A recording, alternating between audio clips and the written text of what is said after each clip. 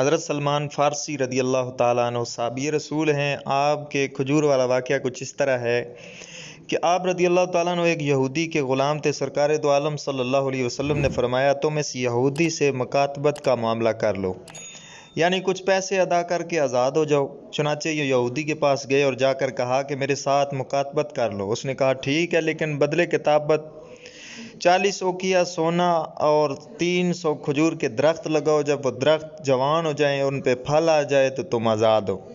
انہوں نے آ کر نبی کریم صلی اللہ تعالیٰ علیہ وسلم سے عرض کیا کہ اس نے ایسی بدلے کتابت مقرر کر دی ہے کہ ساری عمر ادا نہ کر سکوں گا۔ کھجور کے 300 درخت اور 40 اوقیہ سونا، اور درخت بھی ایسے کہ جب ان پہ پھل آ جائے، اور کھجور کا پھل سب سے زیادہ دیر میں آتا ہے، اور اوپر سے 40 اوقیہ سونا۔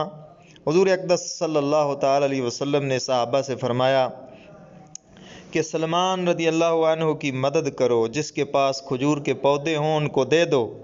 لوگوں نے پودے دینا شروع کیے، صحابہ کرام نے اکٹھا کرنا شروع کیے۔ حضور اقدس صلی اللہ تعالیٰ علیہ وسلم نے فرمایا سلمان کل اپنے باغ میں جمع ہو جانا، میں آؤں گا، وہاں درخت لگائیں گے۔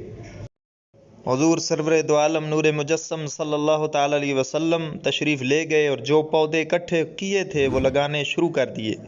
حضرت سلمان فارسی رضی اللہ تعالیٰ عنہ سے کہا کہ تم رہنے دو۔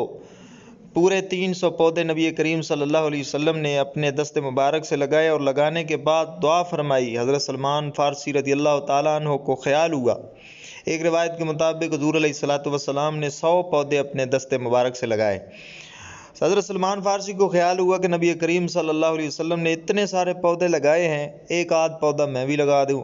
چنانچہ ان 300 پودوں کے علاوہ ایک آدھ پودا حضرت سلمان فارسی نے بھی لگا دیا۔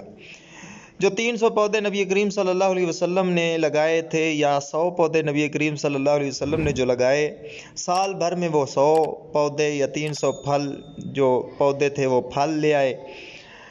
حضرت سلمان فارسی نے جو پودا لگایا ان پر ابھی پھل کا نام و نشان تک نہیں تھا۔